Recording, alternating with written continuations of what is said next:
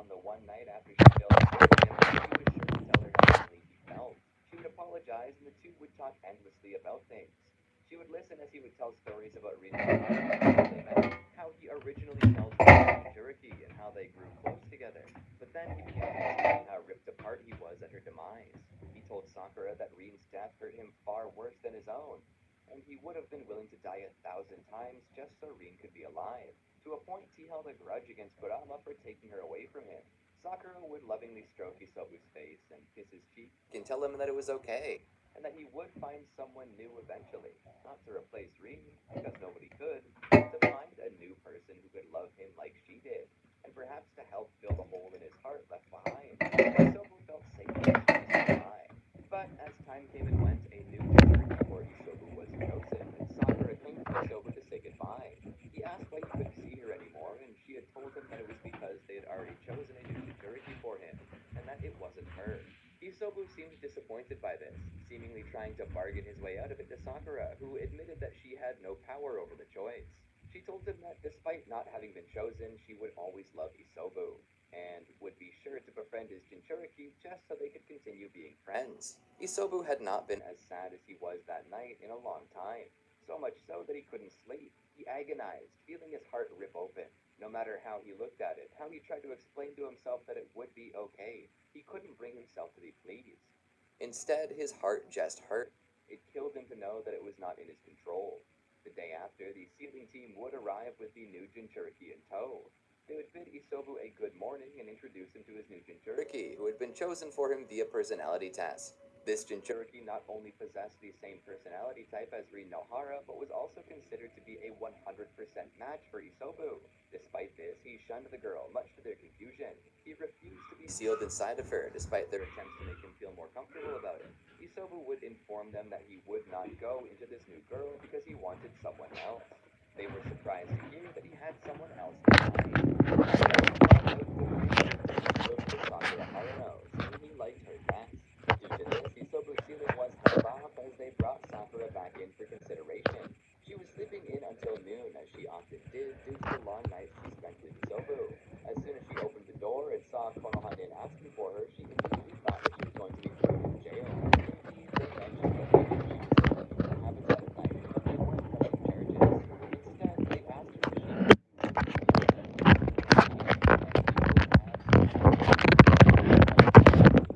especially Isobu didn't deal with this peacefully. He was then brought before Isobu alongside the sealing team. She walked to him and extended her arms and gave Isobu a hug to inform him of the good news. And for the first time in a while, Isobu stepped out of the temple and into the sun with a smile on his face. The team prepared the ritual, which was quick and painless for both parties. And that was how Isobu and Sakura met. It was after this that both Sasuke and Sakura would be brought in. Sakura had seen Sasuke in the academy and had always had a crush on him. It was explained to Sakura that Sasuke was Matatabi's Jinchuriki, and Sasuke came to learn that Sakura was Isobu's.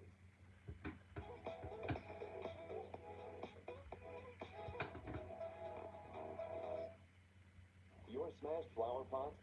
Our Gorilla Glue. For the toughest jobs on planet Earth. They were then informed that there was a third Jinchuriki in the village, and that they were planning to put the two of them together with him to form a special squad named in honor of the late Hokage's former team, of which Rin Nohara had been a member. The squad would be Team 7, but would also be known as Beast Squad, a name that Sasuke made no little effort to hide his liking of. The team would be told that they would officially assemble near the end of the final term before the test and eventual dispersion of students to teams. Now, as for Naruto, Hiruzen had come to Naruto personally and explained to him finally what he was and why he lived alone, helping him to learn that he was the Jinchuriki of the Nine Tails, which went a long way in explaining to Naruto why nobody really seemed to like him much. Hiruzen explained that they wanted to wait until the proper time to tell him so that he wouldn't accidentally nuke the entire village when he realized what he was, and what the thing inside of him had done and could do. To his credit, Naruto was very understanding, and was just happy to know why he wasn't a popular choice among the villagers. Hiruzen put the icing on the cake, however, by telling him that he was no longer the only Jinchuriki in the village, and that the other Jinchuriki had just been chosen to a Matatabi at Isobu. When Naruto heard that it was Sasuke and Sakura, he was over the moon and couldn't wait to see them again. Hiruzen would tell him that they would meet soon and get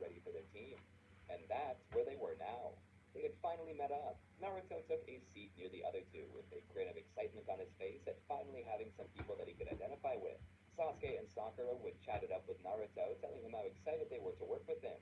It was then that Iruka walked in and congratulated them on being the next Beast Squad, stating that the last team to bear this name included Rin Nohara and Naruto's own mother, Kushina Uzumaki. To commemorate this, a special instructor with ties to both of these people had been chosen, an instructor who had been studying up on tailed beasts and sealing jutsu with the esteemed Sanin Jiraiya. Iruka introduced them to Kakashi Hatake of the Sharingan Eye. Kakashi was a perfect candidate for this job due to not only his level-headed nature, but also thanks to his Sharingan, with which he could cast a powerful genjutsu that would calm the tailed beasts. Kakashi would greet them in his naturally cool way, his voice betraying a laid-back manner. The team would also greet him. Due to the special situation that led to their formation, Team 7 graduated early from the academy to begin their training with Kakashi, who Iruka knew would help them even out any bumps in their training as they appeared. And that is what they did. Now, if you think that there's a belt test hidden somewhere in this training, you'd be right. Given how closely Beast Squad is holding to tradition, it's only natural to keep up this one as well. Now, the team at first have a hard time keeping up with this lesson, but Kakashi, not feeling the need to force his new squad to figure it out alone, would eventually explain to them exactly what the meaning of the test was about. He told them that the biggest thing required for a team to be functional was teamwork. He told them that this was why they could train together, talk together, and begin to learn more about each other. They needed to become a single unit. And so, even though they never got the bells that day, they began to learn more about the way the others think and act, which helped them to alter their own actions accordingly. They focused mostly on training and learning to use their tailed beasts. According to what Jiraiya said, focus should be enough, but when in doubt, yeet the kids off a cliff. A direct quote from the master himself. And so that's what Kakashi did. He separated them and forced them all into a situation with real peril, or what felt like real peril. Something he knew they could survive if they pulled enough chakra from their tailed beasts. He knew that if he really let these kids die, he would have his head served to the council on a silver platter. Regardless, all kids awakened their powers due to terror, as Jiraiya had told them they would, and they were really raw at him for doing this, though. Particularly Naruto and Sakura, who were by far the more emotionally unstable ones of the group. Unlike Sasuke, who was like, I see what you did there. Between bouts of training, they would go on missions, and yes, this includes the Land of Waves mission. You think I'd forget? This mission was specifically chosen for Team 7 as a way to test their power, capabilities, and potential. It wasn't designed to be too dangerous, but upon hearing that it would be free of charge, Kazuna explained to them the severity of the situation he was in. This would normally be well emphasized by the team, but he wasn't assigned to Team 7 anyway, and with their power, if they were progressing at the estimated rate, they should be able to handle this mission. Now, the progression of physical skill was something that they could estimate, but mental and emotional growth was a completely different can of beans.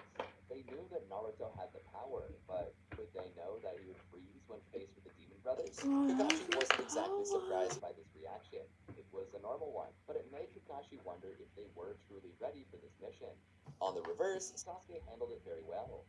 Naruto's disappointment in himself was enough to spur him on further, though, and helped him grow due to his desire not to be left behind.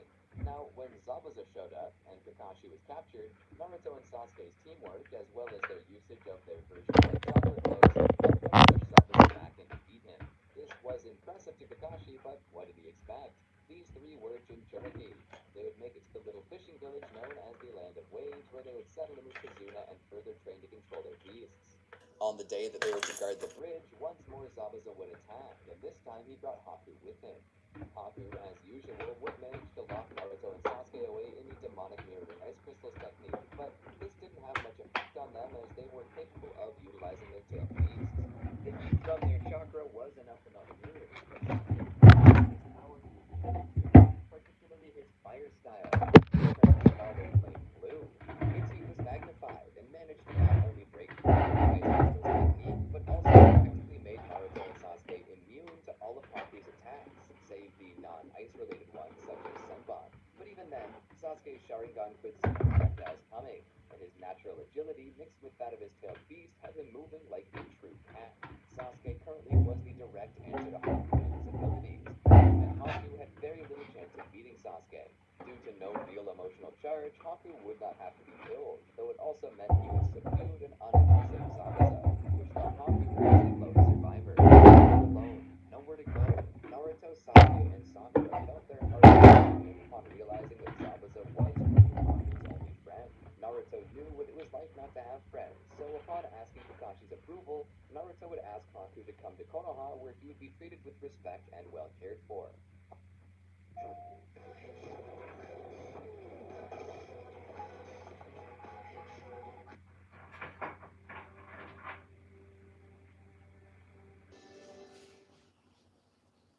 Haku seemed a little hesitant, but Naruto told him to consider this the last gift from Zabuza, a chance to start over somewhere new and be who Haku wanted to be.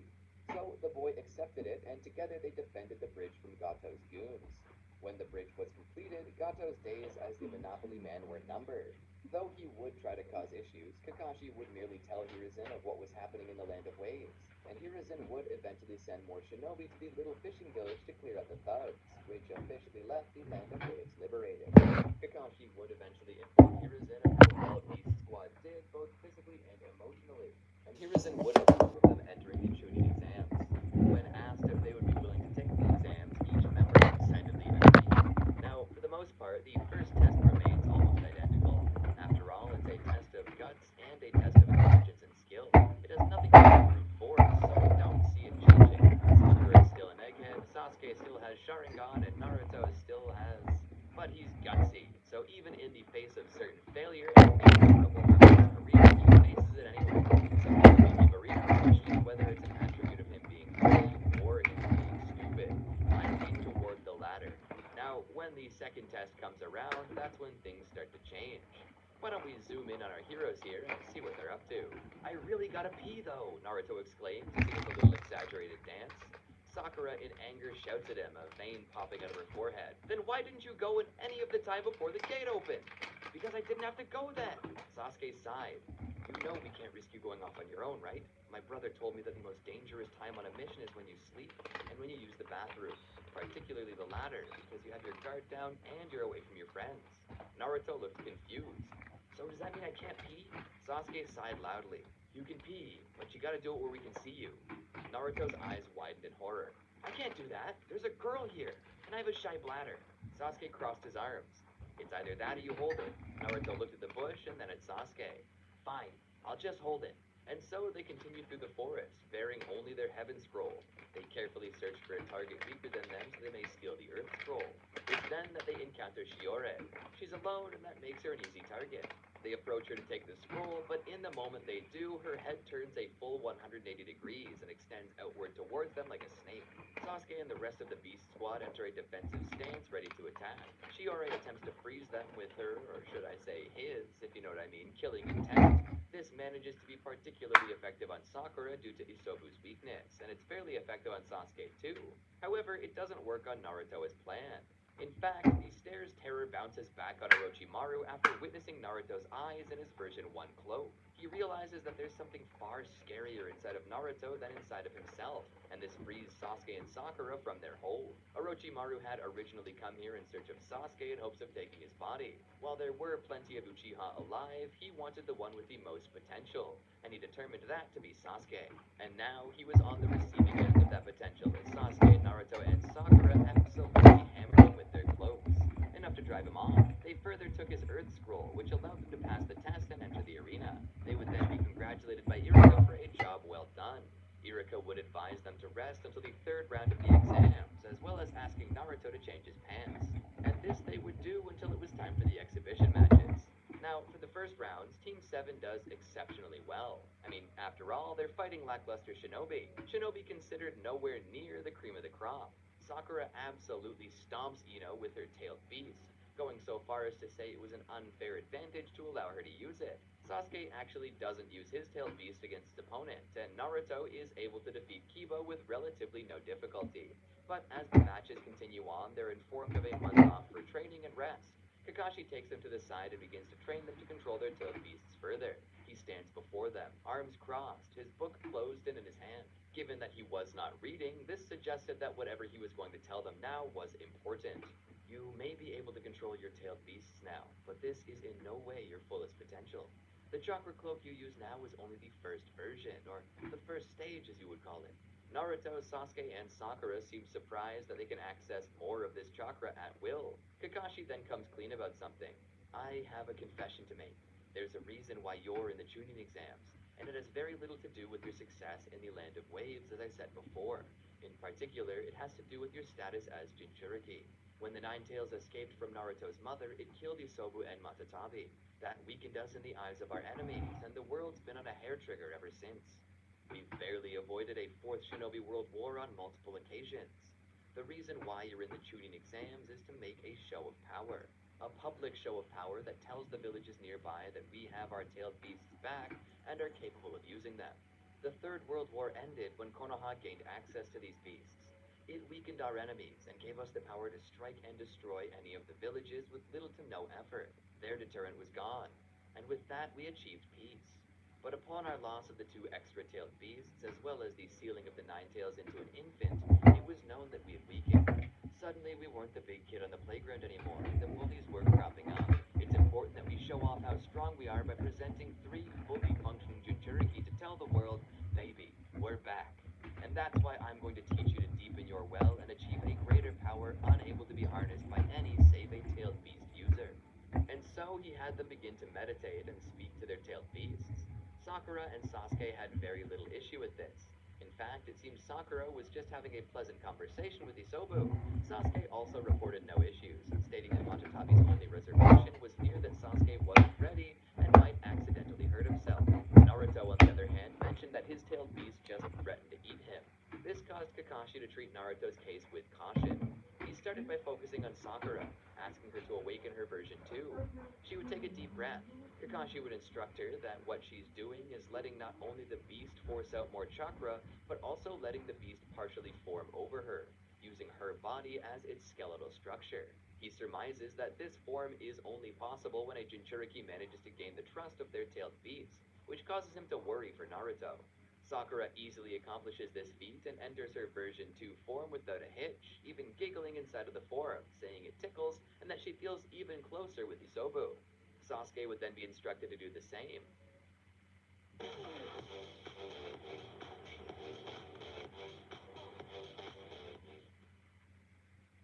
Unlike Sakura, he displays a little bit of lag in his ability to achieve it, straining a little more each time he fails. Kakashi would tell him to try and not force anything and instead just ask Matatabi to trust him. Sasuke closes his eyes for a moment and suddenly he enters the form without even knowing that he had done so. He is enamored with this power and seeks so desperately to try and find out what he's capable of, but Matatabi chastises him and tells him that this form isn't a game, and that he should try and take it seriously or people could get hurt. Kakashi turns to Naruto and asks him to try. It's obvious by the look on Naruto's face that he's unsure if he can truly do this. He activates his version 1 cloak and sits there, concentrating. His face twists a little into a grimace, which concerns Kakashi. Update, Naruto. Naruto doesn't speak. Kakashi looks to the others who are still in their version 2 cloaks. He then looks back to Naruto. Naruto. Update. Naruto's eyes open to show fox slits. His mouth then pulls up into a sinister smile. Kakashi sees this and his eyes widen. Oh shit. Suddenly Naruto bursts into his version 2 cloak with enough force to knock Kakashi back off his feet. Naruto, in his version 2 cloak, now growls as he slowly steps toward Kakashi. Sasuke and Sakura step between Naruto and their master.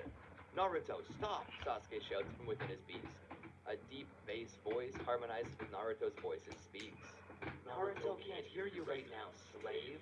Sasuke suddenly feels a tension in his chest and can almost feel his version 2 cloak shiver beneath him. Sakura has started taking involuntary steps back. Sasuke looks to her. Sakura? She then calls out to him. Sasuke, I'm not doing this. Isobu's walking back all on his own. The aura around the Nine Tails grows darker. Matatabi steps between Kakashi and Naruto, seemingly strengthened by the challenge. Isobu, however, completely steps out of the way and seems to choose submission over intervention. Sakura cries out, trying to get it to move, but the cloak tightens on her to stop her from moving. The Nine Tails speaks. Isobu has grown wise since his death. It seems you've learned nothing, Matatabi. He rushes forward, headbutting Sasuke, sending him rolling. Sasuke is up almost immediately and goes to attack, but before he can, a tailed beast ball is fired at him. He just barely dodges it as the trees in the background erupt into flames. Sasuke rushes forward and pounces on Naruto, managing to hold him down. Sasuke has both of his hands around Naruto's throat. Matatabi speaks through the cloak. Give the boy back, Kurama. He's not your plaything. Kurama laughs. He's anything I deem him to be, just as you are. Suddenly, a second pair of hands reaches out from Kurama's sides and grips Sasuke and begins crushing and digging into the cloak. Sasuke cries out as Kurama begins to pierce through, his claws sinking deeper into Sasuke's flesh. Kurama overpowers Sasuke and ends up on top of him, forcing his strength harder until he breaks enough bones to cave Sasuke's chest in. At that, Sasuke stops fighting and Matatabi fades back inside of him. Kakashi sits up and sees that this is not good. To the side, Sakura is crying like a maniac for Isobu to do something, but he won't move. Kurama stands above Sasuke. And now you die again. Next time, learn your lesson. He gets ready to claw him, but Kakashi activates his Mangekyo Sharingan. Kamui! And with that, Kurama's gone, teleported to another dimension. Kakashi rushes over to Sasuke to check his vitals. He's breathing, but just barely. It sounds like he's having a hard time, which, given the way his ribcage has collapsed on itself, suggests that his lungs may also be collapsed. It's a miracle he's even alive. It's at this time that Anbu Shinobi make their way in, having witnessed the tailed beast ball go off. They rush to Sasuke's side and begin attempting to stabilize him, at least long enough to be transported to the hospital. Kakashi then walks over to Sakura, who's just crying inside of Isobu, the beast still standing there. It looks up at Kakashi, who takes out a tag and places it on his head, causing the beast to disappear back into Sakura, who falls to her knees crying. I tried, Kakashi-sensei, she said. I tried. He wouldn't let me move. Kakashi puts his hand on her shoulder. It's okay. It was my fault. I pushed you all too soon. I just wanted you to make a big show at the exams. He looks back at Sasuke, who they're loading up on a stretcher. I guess that's all out the window now.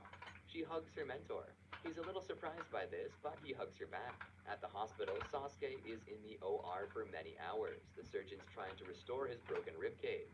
Due to the amount of internal damage done, he's put into a medically induced coma and on oxygen so his body can properly heal. All the while, Naruto is taken to a facility and caged. He remains in his version 2 form for quite some time while locked up. Eventually, getting so many members of the Nara clan, they set up many stage lights at proper angles so they can utilize their shadow paralysis jutsu to hold Naruto down. They have a hard time but manage to keep Naruto still while the Nine Tails is suppressed. The form ends and Naruto, who was burned, his skin still attempting to heal from the damage, falls unconscious as well. All the while, Sakura is ignoring Isobu, but when she finally does decide to talk to him, she unloads, yelling at him for what he did to the point that she makes him cry. Even though he's crying, she doesn't stop. I was crying, she shouted at the beast. But you did nothing. You were going to let my friends die. How can I forgive that? How can I ever trust you again? She shouts. The beast turns away from her. I just didn't want you to die too. I didn't want to lose you like I lost Rin. Sakura sighs and rubs her temples. Isobu, this is the world we live in. I am a shinobi. I'm in constant danger. There will...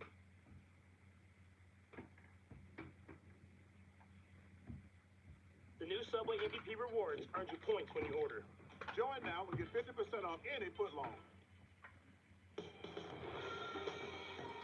Good girl, the feminine fragrance, Carolina Herrera. Truth. It's meant to test the hearts of all who enter to see if they're true. If they are, the path will open. But Naruto will have to face his own inner demons if he wants to pass. Naruto heartily agrees to it, knowing that there is no other choice, and he'll do it without fail. He sits down and begins to meditate. As he does, he's met with his dark doppelganger, a creature with Naruto's face but eyes full of malice. At first, Naruto tries to fight, but he hears the voice of Matatabi from far away telling him that he must defeat the darkness in another way. The darkness speaks. What are you doing here? Trying to train? Trying to control the Nine Tails? We saw how well that went before, didn't we? Naruto shakes his head. No, I wasn't prepared. The darkness scoffs.